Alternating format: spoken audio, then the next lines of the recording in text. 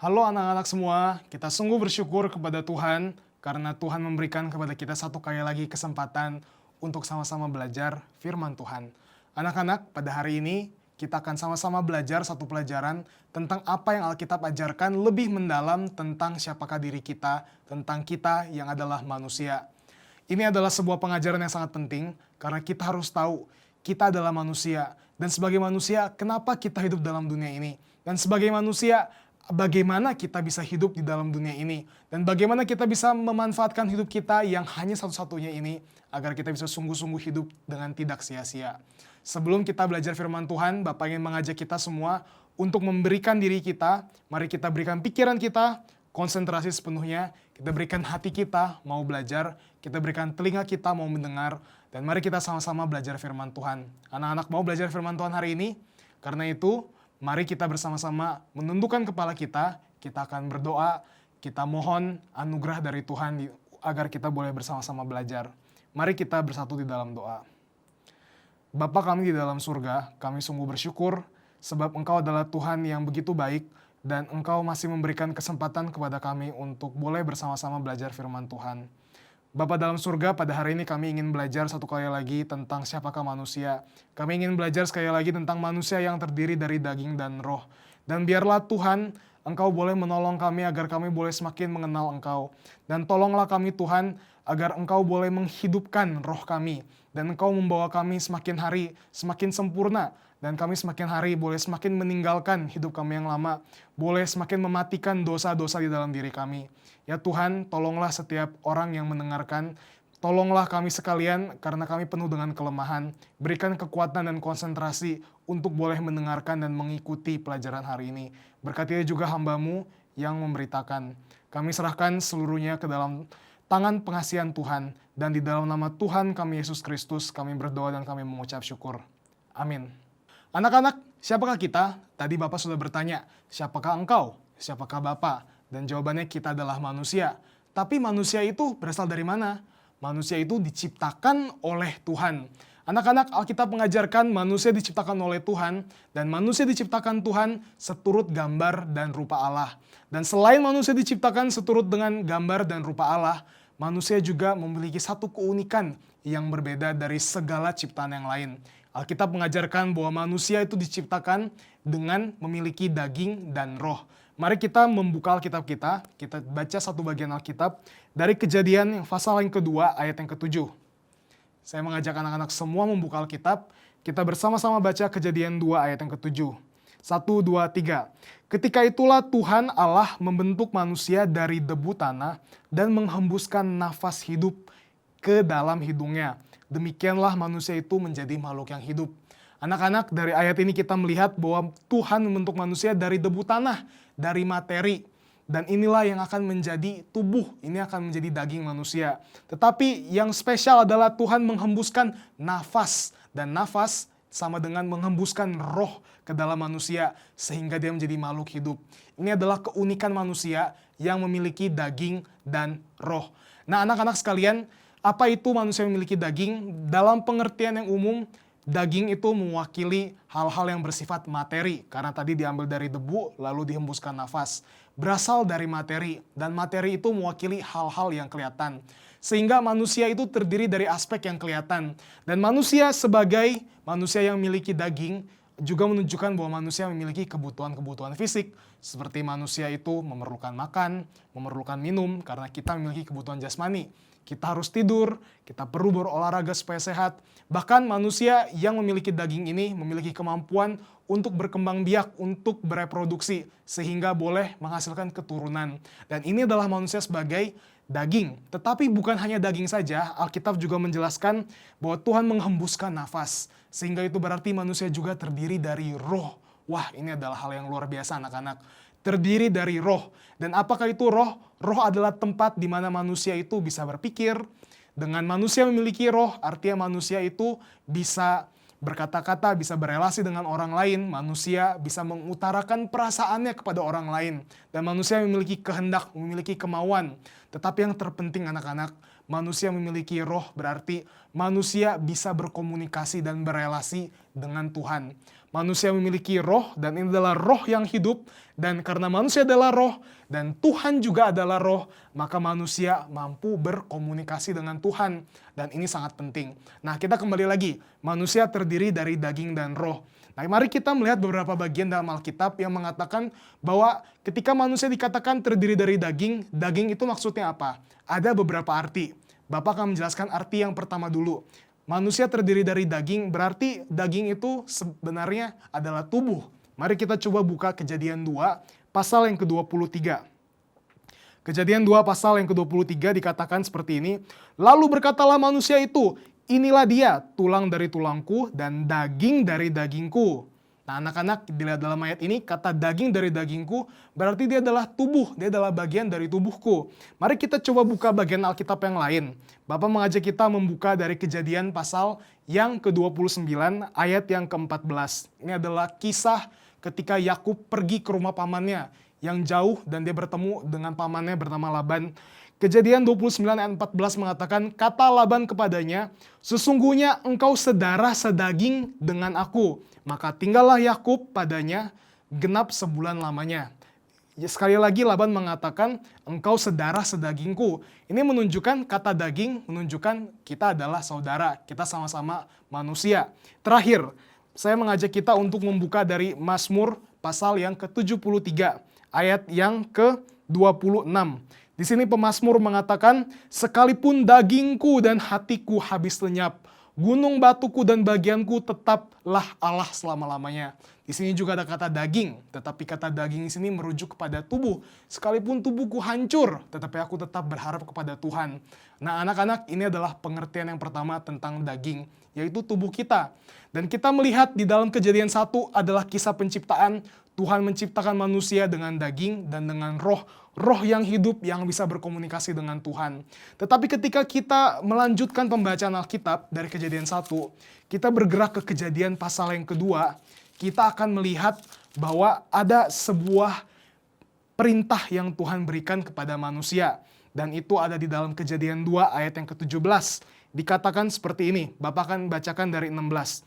Lalu Tuhan Allah memberi perintah kepada manusia. Semua pohon di dalam taman ini boleh kau makan buahnya dengan bebas. Tetapi pohon pengetahuan tentang yang baik dan yang jahat itu, janganlah kau makan buahnya. Sebab pada hari engkau memakannya, pastilah engkau mati. Di dalam Kejadian 1, kisah penciptaan manusia terdiri dari daging dan roh. Di Kejadian 2 yang baru kita baca, Tuhan memberikan perintah. Dan perintah itu mengatakan, kalau engkau melanggar perintah ini, engkau akan mati.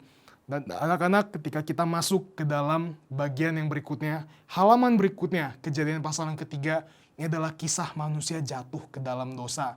Kita melihat di dalam Kejadian 3, Adam dan Hawa, mereka melanggar perintah Tuhan. Mereka memakan buah yang dilarang oleh Tuhan. Dan apa yang terjadi? Tuhan mengatakan, kalau kamu makan, kamu pasti akan mati. Lalu Adam dan Hawa makan buahnya. Apakah mereka langsung mati? Oh, tidak. Ternyata Alkitab mencatat setelah Adam makan buah itu, Adam masih hidup. Bahkan Adam hidup 930 tahun lama umurnya. Lalu apakah dia mati? Ya, dia mengalami kematian fisik, tetapi tidak langsung, masih 900 tahun lagi. Tetapi anak-anak, ketika firman Tuhan diberikan pada hari itu engkau akan mati, lalu matinya itu mati apa? Ternyata anak-anak, ini bukan hanya sekedar kematian fisik yang nanti 930 tahun, tapi pada hari itu juga, ketika Adam dan Hawa memakan buah itu, mereka mengalami kematian. Kematian yang lain, kematian yang bukan kematian fisik, tapi kematian rohani. Anak-anak, inilah yang disebut kematian rohani, yaitu ketika manusia tidak lagi bisa berelasi dengan Tuhan. Apa itu artinya kematian rohani? Kematian rohani itu artinya kita tidak bisa lagi berelasi dengan Tuhan. Pada mulanya Tuhan menciptakan kita dengan roh dan kita bisa berelasi. Dan Tuhan memberikan firman, Tuhan memberikan tugas kepada manusia. Manusia sebagai manusia yang memiliki roh bisa mendengarkan, mengerti firman Tuhan, menjalankannya. Tetapi karena dosa, maka manusia mati secara rohani. Dan ketika manusia mati secara rohani, relasi ini terputus. Tidak ada lagi karena sudah mati. Dan karena relasi ini putus dan sudah mati, manusia tidak bisa lagi melakukan kehendak Tuhan. Tuhan memberikan perintah, beranak cuculah, penuhilah bumi ini, taklukkan, penuhilah bumi dengan seluruh kemuliaan Tuhan. Ini adalah tugas manusia dalam dunia ini. Tetapi manusia tidak lagi mau taat kepada perintah Tuhan. Manusia tidak lagi mau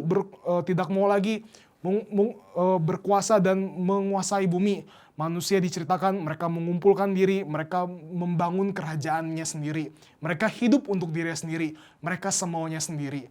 Anak-anak, orang yang sudah jatuh ke dalam dosa, manusia yang sudah mati rohaninya, adalah manusia yang tidak mau lagi melakukan kehendak Tuhan, tetapi maunya melakukan kehendak diri sendiri. Karena itu anak-anak, inilah kematian. Yang pertama adalah kematian dari roh. Tetapi juga Alkitab mengatakan bukan hanya rohnya yang mati, tetapi dagingnya juga. Karena itu kita masuk ke dalam definisi kedua daging. Tadi saya sudah jelaskan di bagian awal, daging itu seperti adalah ya tubuh. Tetapi daging yang pengertian kedua, dan ini akan kita bahas lebih lanjut di dalam pembelajaran kita di dalam topik hari ini, yaitu daging yang artinya sebagai tubuh yang telah jatuh ke dalam dosa. Bapak ulangi sekali lagi ya, daging dalam pengertian kedua, dan ini akan kita bahas lebih lanjut dalam pertemuan pembelajaran hari ini, yaitu daging yang artinya adalah tubuh yang telah jatuh ke dalam dosa. Mari kita membuka beberapa bagian Alkitab yang menjelaskan ini. Kalau kita buka Alkitab lalu ada kata daging, tapi merujuk pada daging yang telah jatuh ke dalam tubuh yang jatuh dalam dosa. Matius 26. Matius 26 ayat 41. Anak-anak, mari kita buka Matius pasal 26 ayat 41. Bapak akan membacakannya. Berjaga-jagalah dan berdoalah supaya kamu jangan jatuh ke dalam pencobaan. Roh memang penurut, tetapi daging lemah. Kata daging yang digunakan di dalam ayat ini mengacu kepada daging yang adalah tubuh manusia, tapi bukan hanya sekedar tubuh, tetapi adalah tubuh yang sudah jatuh ke dalam dosa. Nah, kita coba baca lagi satu bagian dari kitab Efesus pasal yang kedua. Anak-anak buka Efesus pasal yang kedua, kita akan membaca ayatnya yang ke-1 sampai yang ke-3. Sekali lagi, mari kita buka Efesus 2 ayat 1 sampai 3. Bapak akan membacakannya 1, 2, ya. Kamu dahulu sudah mati karena pelanggaran-pelanggaran dan dosa-dosamu. Kamu hidup dalamnya karena kamu mengikuti jalan dunia ini, karena kamu menaati penguasa kerajaan angkasa, yaitu roh yang sekarang bekerja di antara orang-orang durhaka. Sebenarnya, dahulu kami juga terhitung di antara mereka, ketika kami hidup di dalam hawa nafsu daging, menurut kehendak daging dan pikiran kami yang jahat. Pada dasarnya kami adalah orang-orang yang harus dimurkai, sama seperti mereka yang lain. Anak-anak, di dalam ayat ini kita melihat bahwa ada kata daging, dan kata daging ini sekali lagi dikenakan kepada permasalahan tubuh yang sudah jatuh ke dalam dosa, yang sudah mengikuti jalan-jalan daripada dunia ini. Karena itu anak-anak, tadi di Kejadian 1, Tuhan menciptakan manusia dengan daging dan roh, dan sungguh amat baik. Tetapi di dalam Kejadian 2, manusia diberikan perintah jangan makan. Tapi dalam Kejadian 3, manusia melanggar firman Tuhan, karena itu roh mati, dan daging kita setelah menjadi daging yang telah jatuh ke dalam dosa. Karena itulah anak-anak, ini adalah cerita tentang kejatuhan manusia. Tetapi kalau kita kembali lagi membaca Alkitab, Kejadian 1, Kejadian 2, Kejadian 3, sekarang kita melanjutkan kepada Kejadian keempat, sampai akhir dari Alkitab.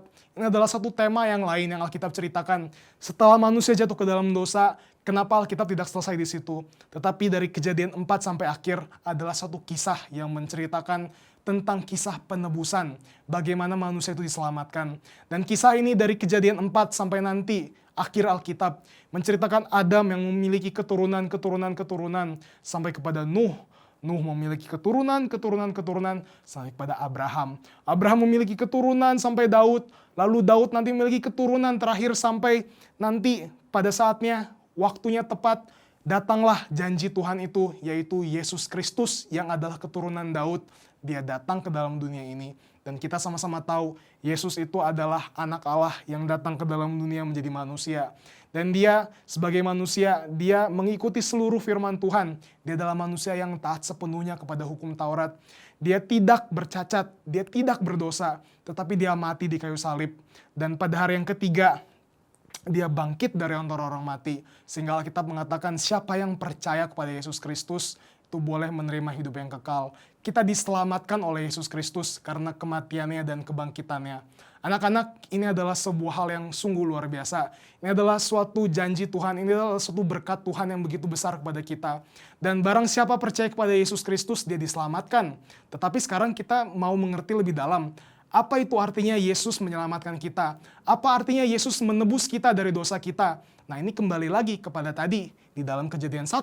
Ketika Tuhan menciptakan kita dengan daging dan roh, tetapi kita jatuh ke dalam dosa. Maka ketika Yesus menebus kita, ketika Yesus menyelamatkan kita, maka dia menyelamatkan, dia menebus kembali yang telah jatuh itu, yaitu roh dan daging kita. Kita diselamatkan, artinya roh kita dihidupkan kembali, yaitu kita dijadikan manusia yang baru. Dan kita akan bahas lebih detail di sini. Anak-anak, inilah artinya keselamatan.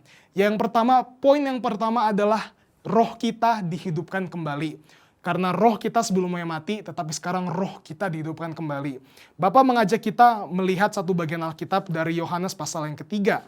Yohanes yang ketiga adalah cerita mengenai Tuhan Yesus yang bercakap-cakap dengan seorang rabi, seorang guru Israel yang bernama Nikodemus, seorang rabi Yahudi.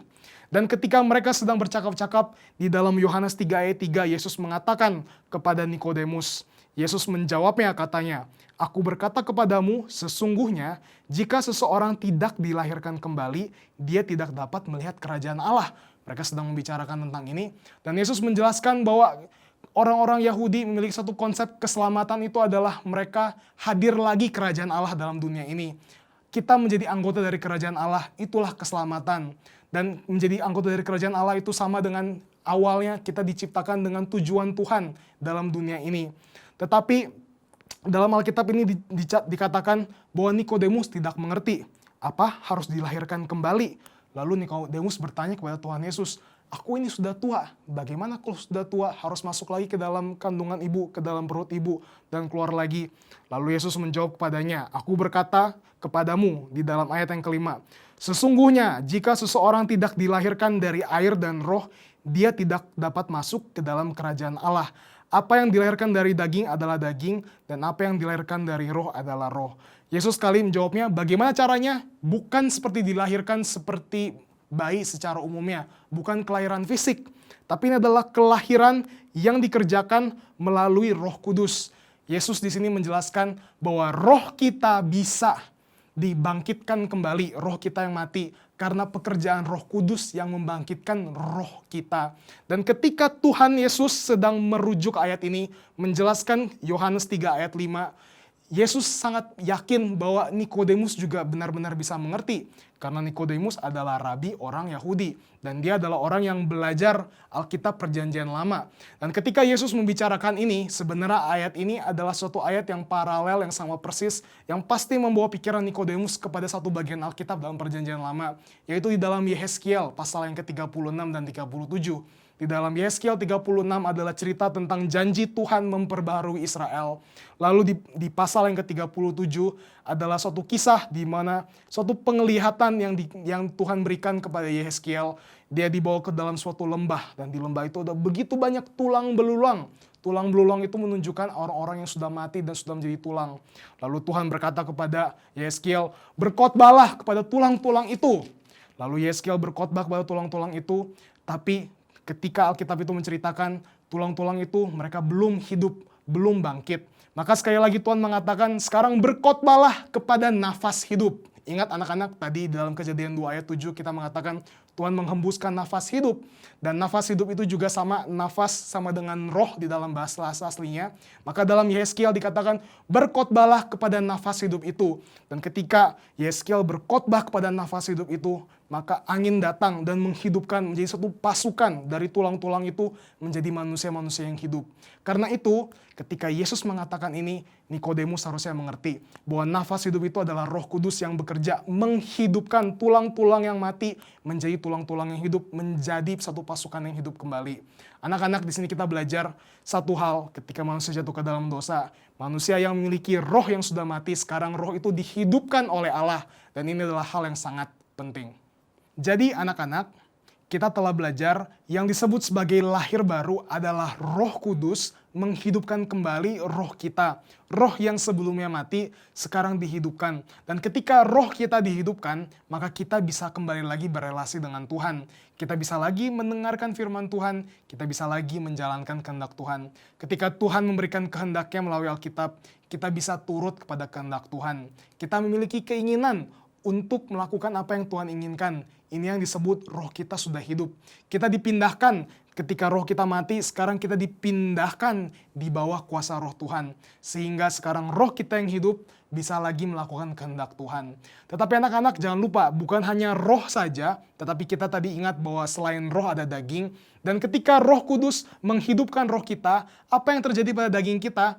Yang terjadi kepada daging kita adalah kuasa daging itu sudah kalah, tetapi belum musnah. Sekali lagi anak-anak, ketika Roh Kudus menghidupkan kembali roh kita, maka di dalam daging kita apa yang terjadi? Kuasa daging itu sudah kalah, tetapi belum 100% musnah. Nah anak-anak, ini adalah konsep yang penting dan inilah yang akan kita bahas berikutnya tentang kedagingan. Tentang kita yang masih memiliki satu sifat kedagingan, tetapi roh kita sudah hidup dan bagaimana kita melihat Alkitab menjelaskan hal tersebut. Anak-anak, untuk memulai menelusuri bagian ini, Bapak mengajak kita membuka satu bagian dari Roma 7. Ayat yang ke-15 sampai 20. Bapak akan membacakan Roma 7 ayat 15 sampai 20. Ini adalah perkataan Rasul Paulus. Rasul Paulus adalah seseorang yang sudah lahir baru, sudah dihidupkan rohnya oleh Roh Kudus, dan sebagai orang yang telah hidup rohnya, dia menuliskan apa yang menjadi permasalahan dalam hatinya, suatu problem. Mari kita melihat. Paulus mengatakan, sebab apa yang aku perbuat, aku tidak tahu. Karena bukan apa yang aku kehendaki yang aku perbuat, tetapi apa yang aku benci, itulah yang aku perbuat. Jadi, jika aku berbuat apa yang tidak aku kehendaki, aku menyetujui bahwa hukum Taurat itu baik. Kalau demikian, bukan aku lagi yang berbuatnya, tetapi dosa yang ada di dalam aku. Sebab aku tahu bahwa di dalam aku, yaitu di dalam aku sebagai manusia, tidak ada sesuatu yang baik. Sebab kehendak memang ada padaku, tetapi bukan hal berbuat apa yang baik. Sebab bukan apa yang aku kehendaki, yaitu yang baik yang aku perbuat. Melainkan apa yang tidak aku kehendaki, yaitu yang jahat yang aku perbuat. Jadi, jika aku berbuat apa yang tidak aku kehendaki, maka bukan lagi aku yang memperbuatnya, tetapi dosa yang diam di dalam aku. Anak-anak, Paulus mengatakan ini sebagai seorang yang sudah rohnya dihidupkan oleh Tuhan. Tetapi ketika dia sebagai orang yang rohnya sudah dihidupkan oleh Tuhan, dia tetap memiliki satu konflik dalam dirinya karena ada sisa-sisa dari kuasa daging. Kuasa daging itu sudah kalah, tetapi belum 100% hancur, belum 100% musnah.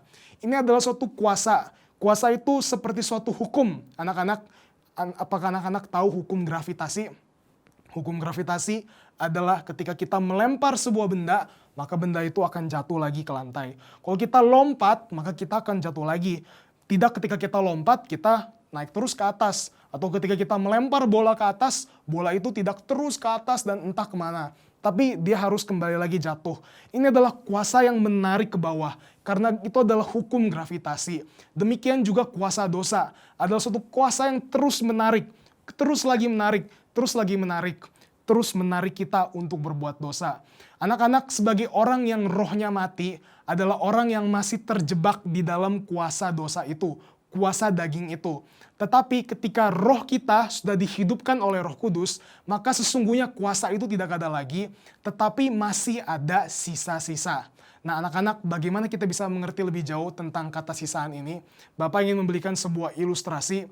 Di sebuah desa ada sebuah bendungan. Bendungan itu adalah tempat penampungan air yang sangat besar. Air itu berasal dari sebuah sumber yang lain. Dari mata air, dari gunung dikumpulkan di dalam sebuah bendungan.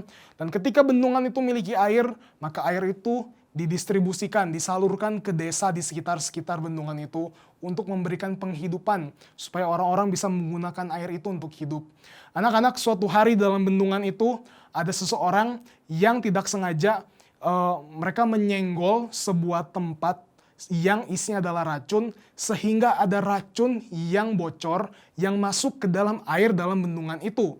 Ketika ketika mesin yang bocor, suatu tempat yang bocor itu mengeluarkan racun-racun itu dan racun itu masuk ke dalam bendungan, maka semua air dalam bendungan itu masuk dan tersalurkan ke seluruh desa-desa. Maka ketika ada orang ingin mencuci tangan, mereka ingin mandi, mereka ingin menggunakan air untuk minum, ternyata sudah sangat berbahaya. Kenapa? Karena air itu sudah tercemar oleh racun. Dan ketika setiap orang menyadari ada banyak orang sakit, ada banyak orang yang bahkan meninggal, mari kita cek, kita periksa apa yang terjadi. Mereka telusuri sampai kepada bendungan, pusat di mana semua air itu datang. Ternyata masalah di sini. Ternyata ada suatu tempat yang bocor, tempat yang berisi suatu cairan yang beracun, sekarang bocor dan masuk ke dalam air. Mari kita bereskan.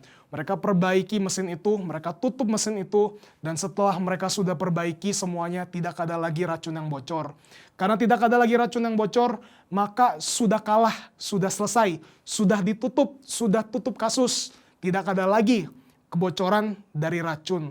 Tetapi anak-anak masih ada sisa-sisa racun. Karena racun itu sudah masuk, sudah begitu banyak berhari-hari, berminggu-minggu, maka sisa-sisa racun itu masih ada di dalam air dan terus mengalir digunakan oleh orang-orang. Tetapi lambat laun karena air terus mengalir dan karena air yang berisi racun itu terus dibuang, maka lambat laun nanti suatu hari seluruh bendungan dan seluruh air suatu hari semuanya akan bersih lagi.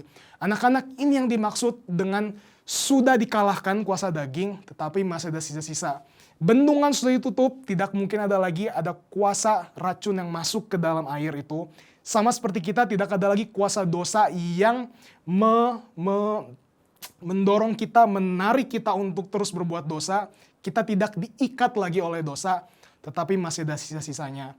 Karena itu anak-anak, ketika Roh Kudus menghidupkan roh kita, dan kita memiliki keinginan untuk taat kepada Tuhan, tapi pada yang bersamaan, ketika aku ingin taat, kadang-kadang aku gagal. Tuhan, aku ingin lebih rajin memberitakan Injil, tetapi ternyata aku malas.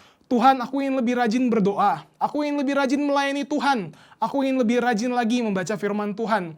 Tetapi ketika kita melakukan hal yang baik, membaca firman Tuhan, berdoa, melayani, kita seringkali gagal anak-anak. Tetapi apakah kita gagal karena kita adalah manusia yang rohnya sudah mati? Bukan. Kita gagal walaupun roh kita hidup, masih ada sisa-sisa daging yang menarik kita. Tetapi lambat laut kita terus dikuduskan karena kita senantiasa hidup dalam Tuhan. Dan nanti suatu hari Tuhan akan terus membersihkan kita, terus memperbarui kita, mengkuduskan kita. Tetapi tidak mungkin kita sempurna. Nanti setelah kita mati kita baru disempurnakan. Tetapi sebelum kita mati, dari hari pertama kita dilahirbarukan, Roh Kudus menghidupkan kembali roh kita. Sampai hari kematian kita, tidak pernah akan ada habis-habisnya suatu peperangan, sebuah konflik di dalam diri kita antara apa yang Alkitab sebutkan sebagai keinginan roh dengan keinginan daging. Ini adalah konflik seumur hidup, tapi ini adalah proses di mana kita terus bertumbuh di dalam Tuhan. Mari kita membuka Alkitab kita dari Galatia ke-5 pasal yang ke-17. Galatia 5 pasal yang ke-17, sebab keinginan daging berlawanan dengan keinginan roh, dan keinginan roh berlawanan dengan keinginan daging. Karena keduanya bertentangan. Sehingga kamu setiap kali tidak melakukan apa yang kamu kehendaki. Anak-anak, ayat ini menjelaskan bahwa keinginan daging dan keinginan roh itu saling bertentangan. Roh kita yang telah dihidupkan oleh roh Tuhan mau melakukan kehendak Tuhan. Karena kita bisa berrelasi dengan Tuhan. Karena kita sudah hidup. Tetapi ketika kita ingin mengerjakan itu, seringkali daging kita menarik kita, melawan kita, dan memiliki keinginan daging.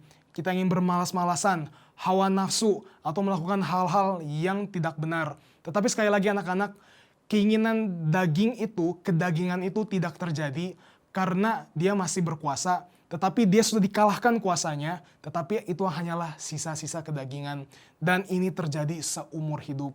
Karena itu anak-anak, kita harus semakin dikuduskan. Kita harus bisa semakin mengurangi, mematikan dosa. Hari demi hari kita semakin mengkikis kedagingan. Semakin belajar dikuduskan, semakin bertumbuh sesuai dengan firman Tuhan, semakin serupa dengan Tuhan Yesus Kristus.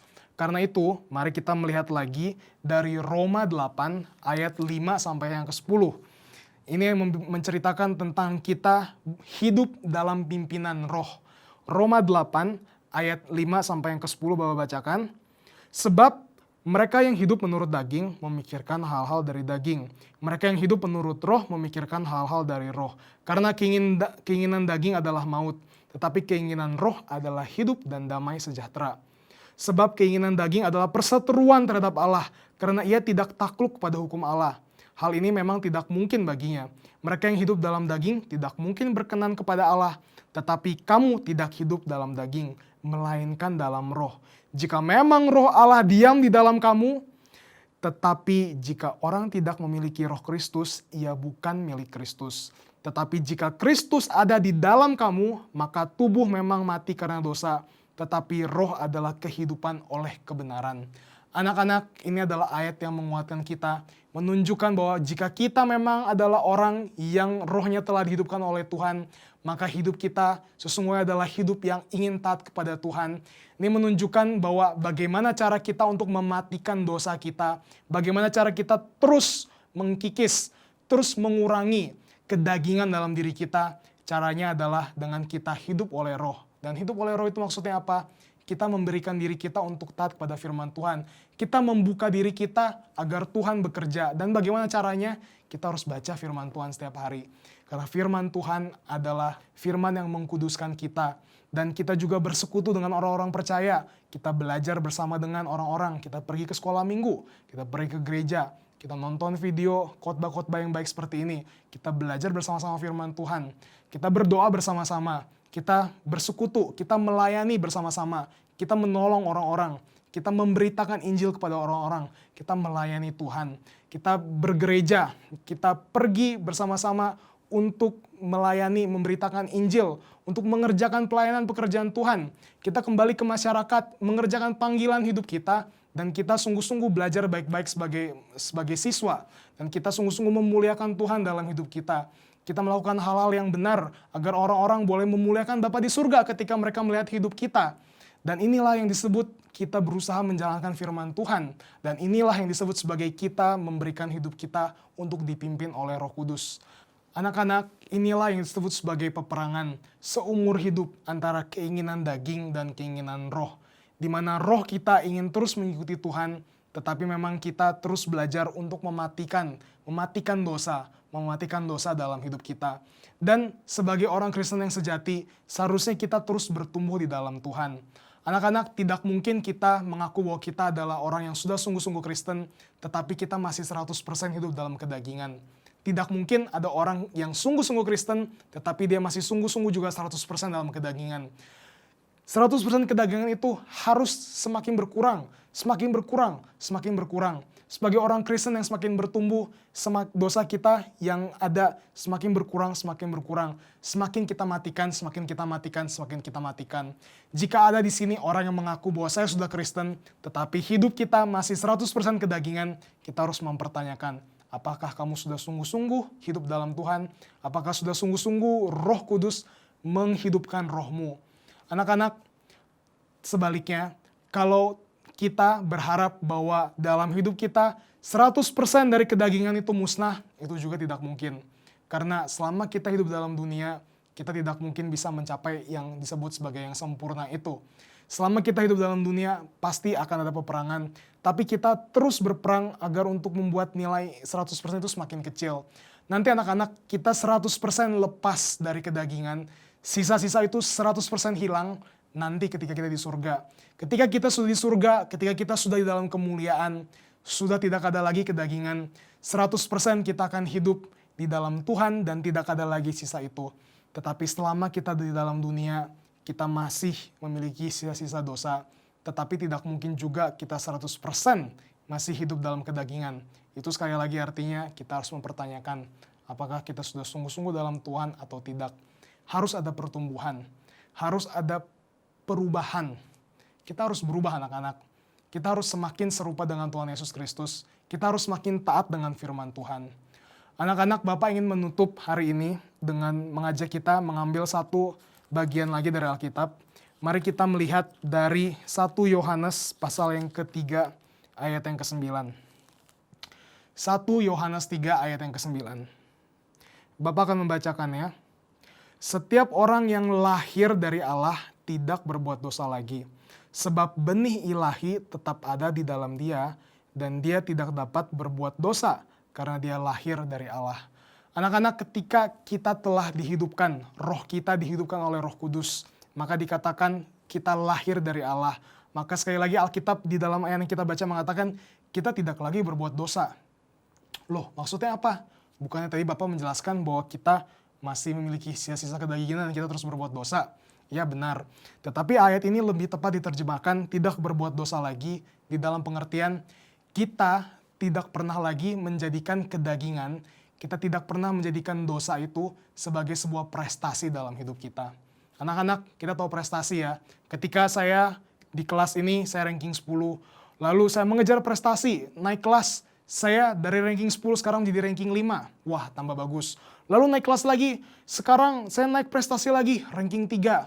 Lalu di kelas yang paling terakhir, kelas 3 SMP, saya ranking 1. Saya memiliki kemajuan dari ranking 10, akhirnya saya sekarang ranking 1. Ini adalah suatu prestasi yang terus naik. Anak-anak, kalau kita sudah lahir dari Tuhan, Roh Kudus sudah menghidupkan roh kita, kita tidak mungkin menjadikan kedagingan sebagai sebuah prestasi dalam diri kita. Inilah yang akan membedakan ketika orang Kristen dan orang non-Kristen berada di dalam kondisi yang paling baik atau dalam kondisi paling buruk.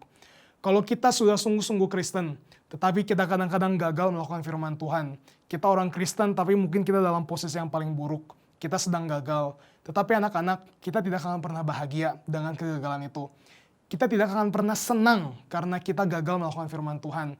Kita akan sedih, kita pasti tidak damai. Dan kita memiliki satu keinginan untuk semakin memperbaiki diri kita karena kita adalah anak Tuhan. Sebaliknya anak-anak, orang yang bukan Kristen, orang yang rohnya masih mati, di dalam anugerah Tuhan mungkin saja dalam kondisi yang terbaik, mereka secara penampakan di luar merupakan orang-orang yang memiliki perilaku yang sangat baik, memiliki moralitas yang sangat baik, mereka rajin menolong orang, mereka tidak bersaksi dusta, mereka tidak suap sini, suap sana, mereka tidak mencontek, mereka adalah orang yang sopan, rajin menolong orang tua, mereka adalah orang yang baik di masyarakat. Tetapi anak-anak, jika mereka bisa melakukan itu hanya karena ada anugerah Tuhan yang menolong mereka. Tetapi ketika anugerah Tuhan itu dilepaskan dan mereka tidak lagi dalam anugerah Tuhan, maka mereka dengan sukarela, mereka dengan sukacita akan menyerahkan diri mereka di dalam dosa dan mereka tidak akan sedih seperti kita. Karena mereka memang pada dasarnya adalah orang-orang yang rohnya sudah mati, rohnya masih mati.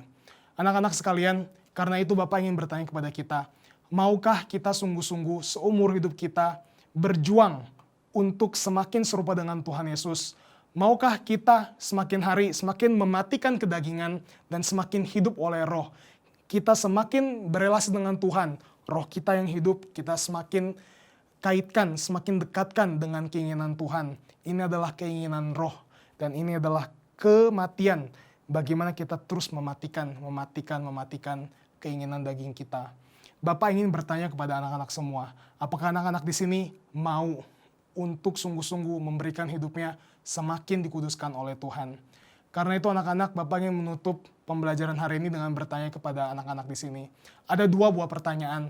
Pertanyaan yang pertama adalah, jikalau di antara anak-anak di sini ada yang merasa bahwa ternyata saya selama ini sudah mengaku saya Kristen, tetapi ternyata saya Kristen hanya karena papa mama saya Kristen, karena lingkungan saya Kristen, karena suku dan tradisi dan keturunan dan kampung halaman saya orang Kristen, tetapi ternyata saya masih 100% hidup dalam kedagingan. Saya belum sungguh-sungguh terima Tuhan Yesus. Saya belum sungguh-sungguh mengalami suatu kelahiran di mana Roh Kudus melahirbarukan dan menghidupkan roh saya. Saya ingin bertanya, apakah engkau mau hari ini bertobat?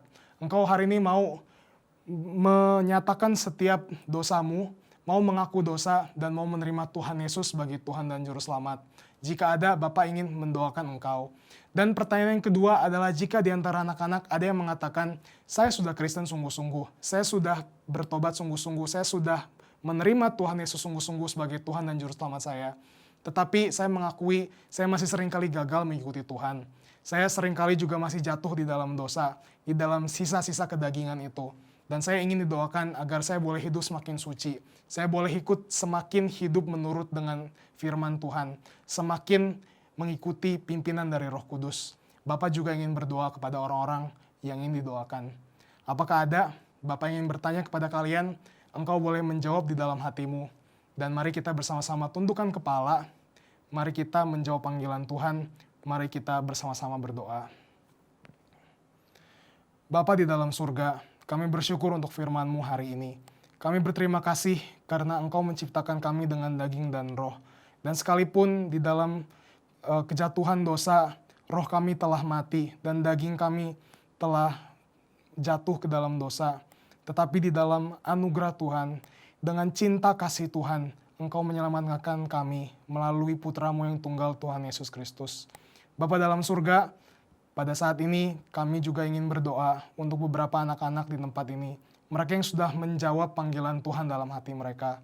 Kami ingin berdoa yang pertama untuk anak-anak yang di sini mengatakan bahwa ternyata selama ini mereka belum sungguh-sungguh ikut Tuhan.